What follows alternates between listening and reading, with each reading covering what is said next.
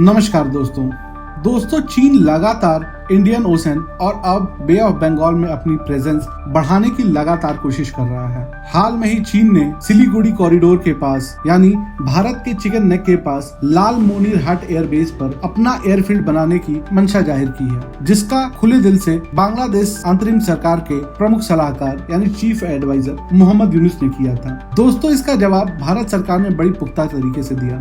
भारत ने बांग्लादेश के transshipment cargos पे रोक लगा दी, यानी जो माल बांग्लादेश का अब भारत होकर के किसी तीसरे देश में जाता था, भारत ने उस पर रोक लगा दी।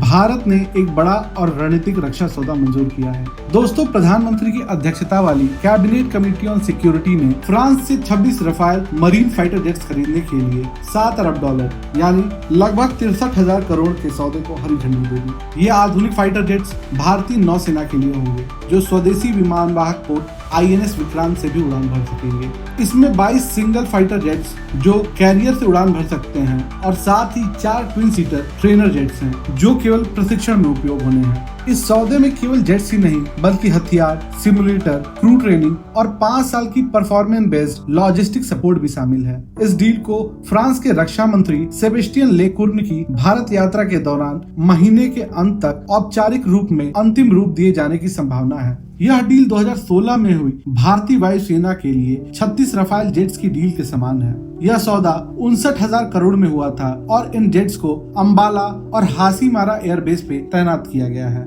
इस कदम को भारत की समुद्री सुरक्षा को मजबूत करने के लिए एक दिशा में अहम प्रयास माना जा रहा है। दरअसल चीन लगातार हिंद महासागर में अपनी उपस्थिति बढ़ा रहा है। वह रिंग ऑफ पर्ल्स रणनीति के तहत चाइना एक के बाद एक नौसैनिक अड्डे विकसित करते जा रहा है, जिसमें पाकिस्तान का ग्वादर पोर्ट, श्रीलंका का हम्बनतोटा पोर्ट, बांग्लादेश का चिटगांव पोर्ट, म्यांमार का कोको द्वीप इसका हिस्सा है। इन अड्डों के जरिए चीन हिंद महासागर में रणनीतिक दबदबा कायम करने की कोशिश कर रहा है। दोस्तों, भारत भी इस चुनौती को भली भांति समझता है और उसका जवाब अपने डायमंड ऑफ नेकलेस रणनीति के तहत दे रहा है। इस रणनीति के तहत भारत ने समुद्री साझेदारी को मजबूत करने के लिए कई रणनीतिक ठिकानों पर अपनी मौजूदगी दर्ज की है, जैसे सिंगापुर में चांगी नेवल बेस, इंडोनेशिया में सबांग पोर्ट, ओमान में दुख्म पोर्ट, सेशल्स में अजम्पशन आइलैंड और ईरान में चाबहार पोर्ट में भारत की मौजूदगी एक मजबूत और सख्त संदेश देती है।